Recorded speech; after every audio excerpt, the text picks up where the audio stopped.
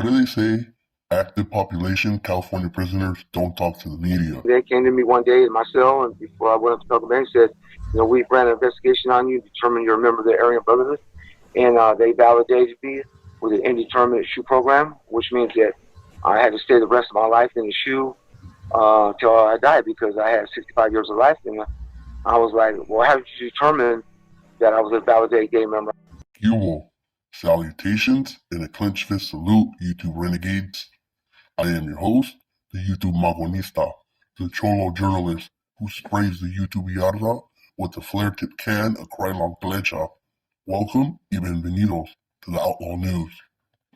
Keyword banditos, since day one that a microphone was pressed to the mouths of some ex-prison gangster who aspires to be a famous and wealthy celebrity snitch influencer, they have repeatedly asserted the notion to us, the gullible naive public, that in no way, shape, or form could or would an actual suspected active prison gang associate, let alone influential leader, ever openly speak to a journalist about prison.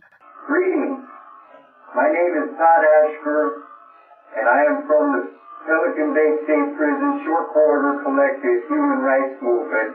I am a principal representative of all similarly situated prisoners subject to long-term solitary confinement.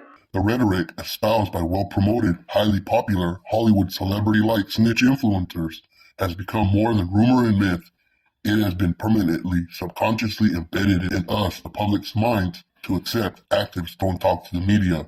The trendy saying has even become a catchy slogan within the urban street barrio and ghetto subculture.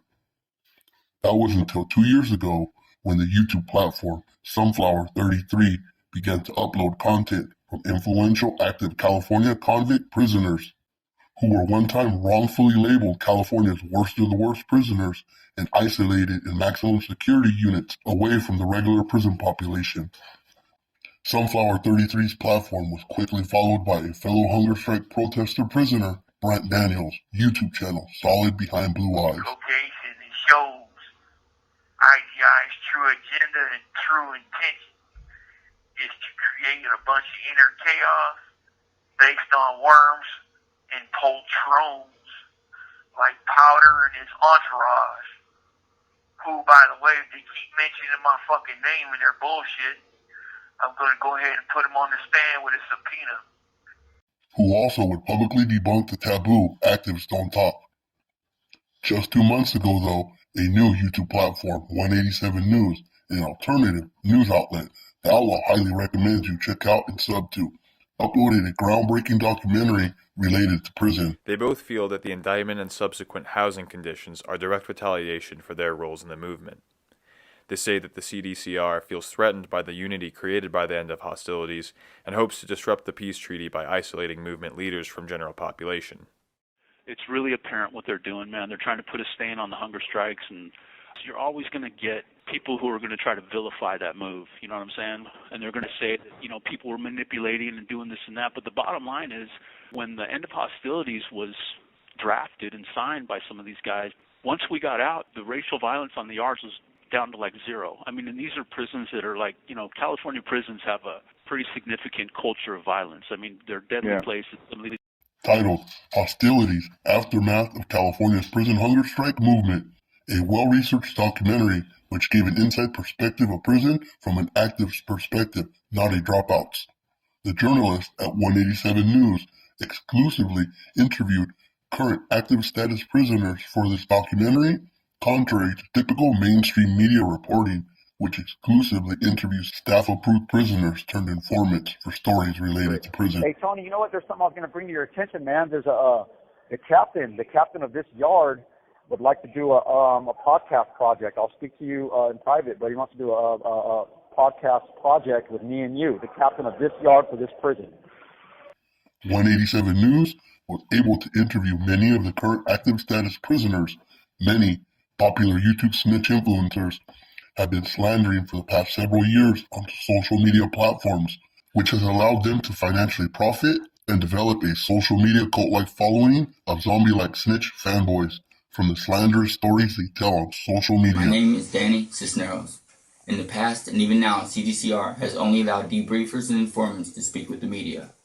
Debriefers are inmates who have turned to CDCR for protection, usually for outstanding drug debts that they can't pay, or they're afraid that the crimes they committed will come to light in one way or another. Social media outlaw renegades, you have to stop believing what law enforcement and corporate media created celebrity snitch influencers are telling you. Like actives don't talk to the media. The politics of YouTube.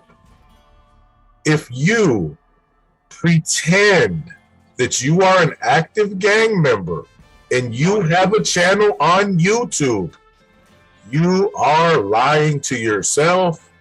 In fact, it's them themselves, the snitch influencer community, who have been doing the very same treacherous things popular snitch influencers accuse their former associates of doing. Firefighters have breakfast. I sit down with a few of them under the watchful eye of prison officials.